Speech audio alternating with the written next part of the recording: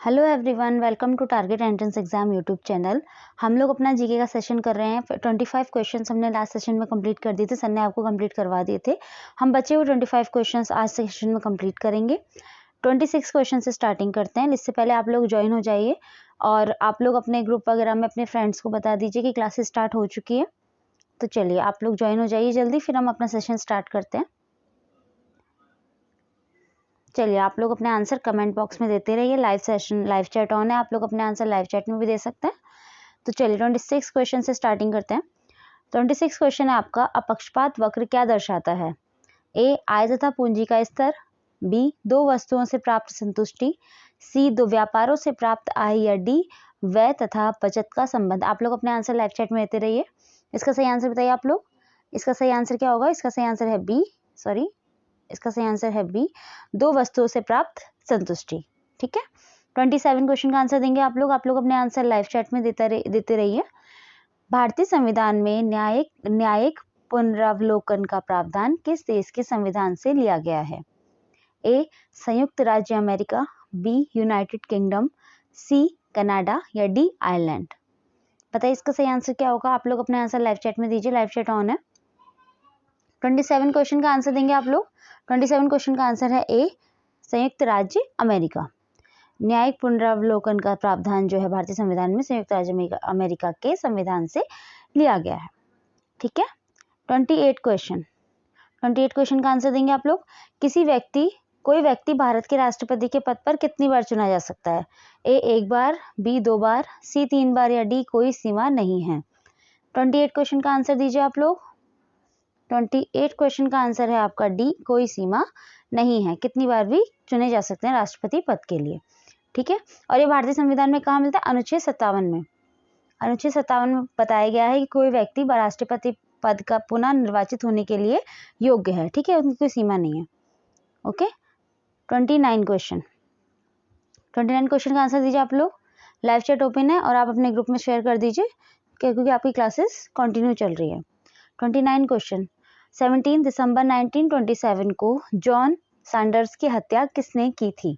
ए, Bhagat Singh. B, Mangal Pandey. सी, सुखदेव। या D, Vipin Chandrapal Singh.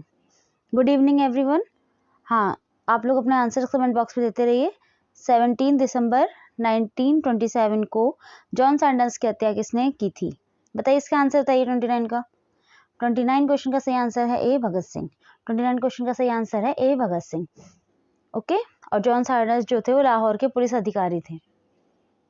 उनकी हत्या भगत सिंह और उनके साथियों ने कर दी थी। ठीक है, 30 क्वेश्चन है आपका, सरदार वल्लभ भाई पटेल किसमें अग्रणी थे? ए, भूदान आंदोलन। बी, रोलेट सत्याग्रह। सी, बारदौली सत्याग्रह। डी, स्वदेशी आंदोलन।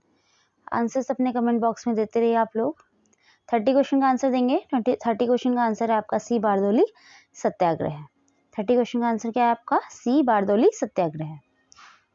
नेक्स्ट क्वेश्चन, किस प्रकार के वन मुख्यतः शैवालों तथा काई से बने होते हैं? ए, टैगा वन। बी, टुंड्रा वन। सी, समशीतोष्ण वन। या डी, उष्ण कटिबंधीय सदाबहार वन। आंसर दीजिए आप लोग अपना कमेंट बॉक्स में। 31 का आंसर देंगे आप लोग। 31 का आंसर है बी, टुंड्रा वन। 31 का आंसर है बी, टुंड्रा वन। ठीक है, ओके। 32 क्वेश्चन, निम्नलिखित में से किसका दैनिक तापमान में अंतर सर्वाधिक होता है? ए, मरुस्थल। बी, पर्वत। सी, पठार। या डी, महासागर। आप लोग आंसर दीजिए अपना लाइव चैट में। आप लोग अपने अगर बाद में क्वेश्चंस देख रहे हैं तो आप अपने आंसर कमेंट बॉक्स में भी दे सकते हैं। और एंड में आप जरूर बताइएगा कि कितने क्वेश्चंस आपके सही जा रहे हैं और कितने क्वेश्चंस के आपको प्रॉब्लम हो रही है। देखिए, हम लोग लाइव सेशंस रखते ही इसलिए हैं ताकि आप लोग अपने आंसर्स अच्छे से दे पाएँ, आपको पता लगे आपकी प्रैक्टिस कैसी है। और गलती आप यहीं करेंगे तभी तो एग्जाम में नहीं करेंगे। अगर आप यहाँ गलती करेंगे तो आपको पता लग जाएगा कि आपकी गलती क्या है। बस इसलिए आप लोग अपने आंसर्स अच्छे से दीजिए और बस आप लोग अपने आंसर्स करते रहिए। और इस क्वेश्चन का आंसर दीजिए पहले आप लोग, निम्नलिखित में से किसका दैनिक तापमान में अंतर सर्वाधिक होता है? इसका सही आंसर है ए, मरुस्थल। ए, मरुस्थल इसका सही आंसर है। ठीक है, 33 क्वेश्चन, निम्नलिखित में से किस विटामिन की कमी के कारण रतौंधी रोग होता है? A, vitamin B. B, vitamin C, vitamin K. या डी, विटामिन ए। बताइए कौन से विटामिन की कमी से आपका रतौंधी रोग होता है? किस विटामिन की कमी से आपका रतौंधी रोग होता है? इसका सही आंसर है विटामिन ए। विटामिन ए की कमी से क्या होता है? रतौंधी रोग होता है। 34 क्वेश्चन, मानव हृदय का दाहिना भाग रक्त प्राप्त करता है, ए शुद्ध, बी अशुद्ध, सी मिश्रित या डी इनमें से कोई नहीं। लाइव चैट में आप लोग अपने आंसर देते रहिए। 34 क्वेश्चन का आंसर दीजिए आप लोग। 34 क्वेश्चन का आंसर है बी अशुद्ध। मानव हृदय का जो दाहिना भाग होता है वो अशुद्ध रक्त प्राप्त करता है। ठीक है। 35 क्वेश्चन, निम्नलिखित में से कौन मानव शरीर की विशालतम ग्रंथि है? ए गल ग्रंथि, बी जिगर, सी गुर्दा या डी अग्नाशय। निम्नलिखित में से कौन मानव शरीर की विशालतम ग्रंथि है? बताइए इसका सही आंसर क्या होगा? गल ग्रंथि, जिगर, गुर्दा या अग्नाशय। 35 क्वेश्चन का आंसर दीजिए। इसका आंसर है बी जिगर। बी जिगर इसका सही आंसर है। ठीक है। 36 क्वेश्चन, द्रवचालित लिफ्ट किस सिद्धांत पर कार्य करती है? ए न्यूटन का सिद्धांत, बी पास्कल का सिद्धांत, सी आर्किमिडीज का सिद्धांत या डी जूल का सिद्धांत। बताइए इनमें से किसके सिद्धांत पे द्रवचालित लिफ्ट जो होती है वो कार्य करती है? बताइए। 36 क्वेश्चन का आंसर दीजिए आप लोग। साइंस के क्वेश्चन हैं आपके। 36 क्वेश्चन का आंसर है आपका बी पास्कल का सिद्धांत। पास्कल के सिद्धांत पे लिफ्ट कार्य करती है। ठीक है।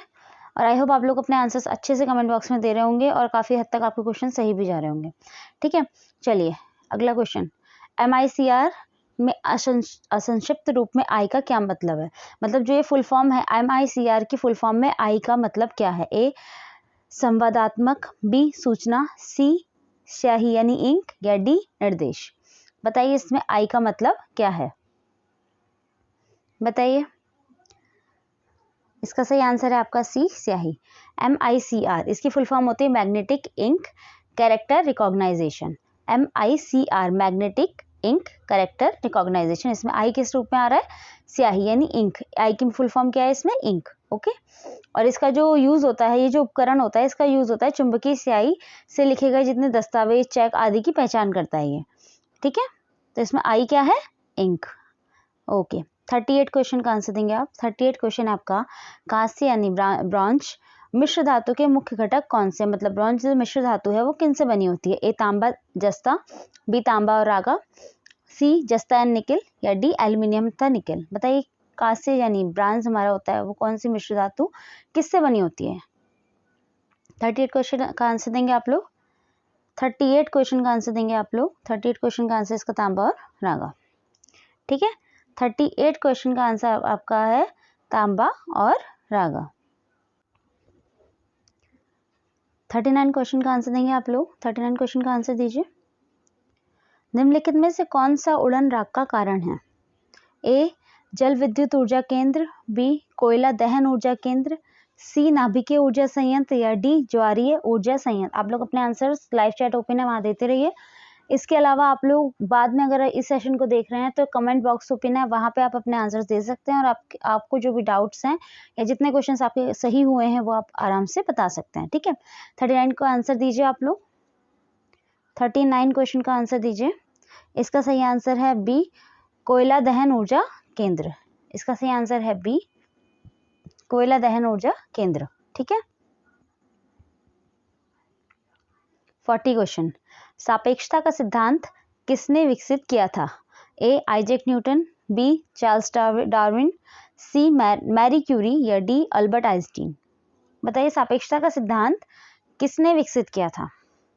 40 क्वेश्चन का आंसर, इसका सही आंसर है डी अल्बर्ट आइंस्टीन। इसका सही आंसर है D Albert Einstein. Albert Einstein ji ने सापेक्षता का सिद्धांत विकसित किया था। अच्छा, तो आइजैक न्यूटन जो थे उन्होंने गति का नियम दिया था, गुरुत्वाकर्षण का सिद्धांत दिया था।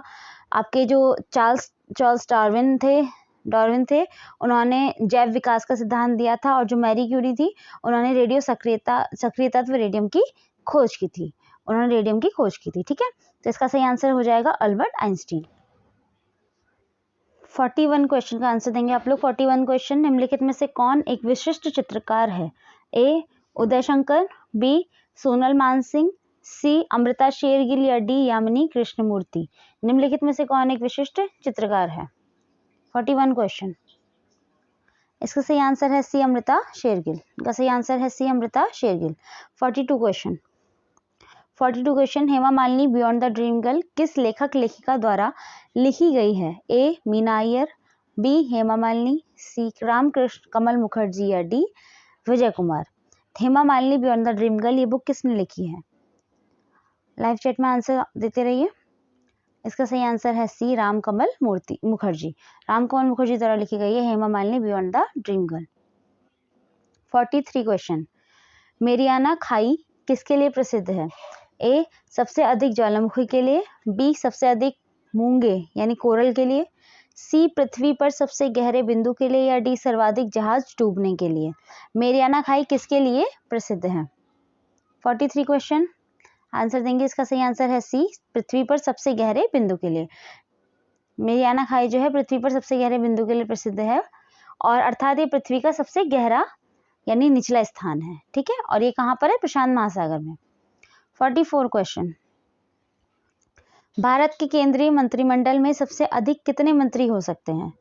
ए लोकसभा का कुल संख्या का 15%, बी लोकसभा की कुल संख्या का 10%, सी लोकसभा की कुल संख्या का 5% या डी लोकसभा की कुल संख्या का 20%। आंसर दीजिए आप लोग अपना कमेंट बॉक्स में। 44 क्वेश्चन का आंसर देंगे। 44 क्वेश्चन है आपका ए लोकसभा की कुल संख्या का 15%। ठीक है, लोकसभा की कुल संख्या का 15%। 45 क्वेश्चन, आज हम लोग 50 तक क्वेश्चन करने वाले हैं, तो 45 क्वेश्चन का आंसर दीजिए। स्वतंत्र भारत में पहली बार मुद्रा विमुद्रीकरण का प्रयास कब हुआ था? स्वतंत्र भारत में पहली बार मुद्रा विमुद्रीकरण का प्रयास कब हुआ था? ए वर्ष 1956, बी वर्ष 2016, सी वर्ष 1978 या डी वर्ष 1963। बताइए इसका सही आंसर क्या होगा? 45 क्वेश्चन का सही आंसर दीजिए। 45 क्वेश्चन का सही आंसर है सी 1978। 1978 में पहली बार स्वतंत्र भारत में पहली बार मुद्रा विमुद्रीकरण का प्रयास किया गया था। ठीक है, ओके।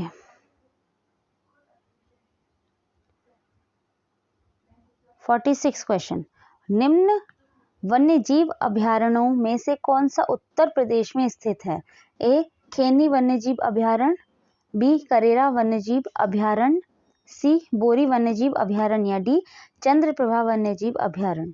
46 क्वेश्चन, निम्नलिखित में से कौन सा उत्तर प्रदेश में स्थित है? चलिए, इसका सही आंसर है डी चंद्रप्रभा वन्यजीव अभयारण्य। इसका सही आंसर क्या है? चंद्रप्रभा वन्यजीव अभयारण्य, जो कहाँ पर है? चंदौली जिले में स्थित है, उत्तर प्रदेश के चंदौली जिले में स्थित है। Okay. 47 question, 47 question, Gandhi ji ने रविन्द्रनाथ टैगोर को प्रेम से क्या उपाधि दी थी? ए कविराज, बी गुरुदेव, सी संत या डी बापू। गांधी जी ने रविन्द्रनाथ टैगोर को प्रेम से क्या उपाधि दी थी? गांधी जी ने रविन्द्रनाथ टैगोर को प्रेम से क्या उपाधि दी थी? आप लोग अपने आंसर बताइए कमेंट बॉक्स में। जी, इसका सही आंसर है बी गुरुदेव। गांधी जी ने रविन्द्रनाथ टैगोर को गुरुदेव की उपाधि दी थी और रविन्द्रनाथ टैगोर ने गांधी जी को महात्मा की उपाधि दी थी। ठीक है। 48 क्वेश्चन, उन सबसे बड़े देश का नाम बताइए जिनकी सीमा में एक भी नदी नहीं बहती है। ए संयुक्त अरब अमीरात, बी सऊदी अरब, सी कुवैत या डी लीबिया। इनमें से कौन सा ऐसा देश है, सबसे बड़ा देश है, जिसकी सीमा में एक भी नदी नहीं बहती है? 48 क्वेश्चन, लाइव चैट में आंसर देते रहिए। आज हम 50 तक क्वेश्चन करने वाले हैं, बस 2 क्वेश्चन और रह गए हैं इसके बाद। इसका सही आंसर है बी सऊदी अरब। बी सऊदी अरब में जिसकी सीमा में एक भी नदी नहीं बहती है। ठीक है, ओके। 49, और हम 2 क्वेश्चन और रह गए हैं, बस लास्ट के 2 क्वेश्चन है। निम्नलिखित में से कौन से वंश ने भारत के दक्षिण भाग पर शासन नहीं किया था? ए चेर, बी पांड्यन, सी राजपूत या डी चोल। इनमें से कौन से वंश ने भारत के दक्षिण भाग में शासन नहीं किया था? बताइए इसका 49 का आंसर क्या होगा? इसका सही आंसर है सी राजपूत। सी राजपूत इसका सही आंसर है। उत्तर भारत में उन्होंने शासन किया था, दक्षिण भारत में उन्होंने शासन नहीं किया था। 50 क्वेश्चन, और आज का हमारा लास्ट क्वेश्चन है, दुनिया के सबसे बड़े 4 रेगिस्तान में से एक भारत में कहाँ स्थित है? दुनिया के सबसे बड़े 4 रेगिस्तान में से एक भारत में कहाँ स्थित है? ए चांदीपुर उड़ीसा, बी वेदारण्यम तमिलनाडु, सी जैसलमेर राजस्थान या डी कच्छ गुजरात। बताइए इसका सही आंसर क्या होगा? सॉल्ट रेगिस्तान यानी 4 रेगिस्तान जो है कहाँ स्थित है? इसका सही आंसर है डी कच्छ। इसका सही आंसर क्या है? डी, कच्छ। ओके, आज हम लोगों ने बचे हुए 50 क्वेश्चंस कंप्लीट किए हैं। बस आप लोग इसी तरीके से अपनी प्रिपरेशन करते रहिए और जो भी गलती प्रॉब्लम जो भी दिक्कतें आपको हो रही हैं वो यही प्रॉब्लम सॉल्व हो जाएंगे। आपको एग्जाम में जाके आपकी माइनस मार्किंग से आप बच जाएंगे। तो बस आप लोग अपने बाकी टेलीग्राम ग्रुप को ज्वाइन कर लीजिए। टेलीग्राम ग्रुप का लिंक आपको डिस्क्रिप्शन में मिल जाएगा और आपकी मॉर्निंग क्लासेस, मॉर्निंग इवनिंग जो क्लासेस होती हैं उसे आप रेगुलरली ज्वाइन करते रहिए। ठीक है, इसी के साथ आप सभी लोगों को थैंक यू।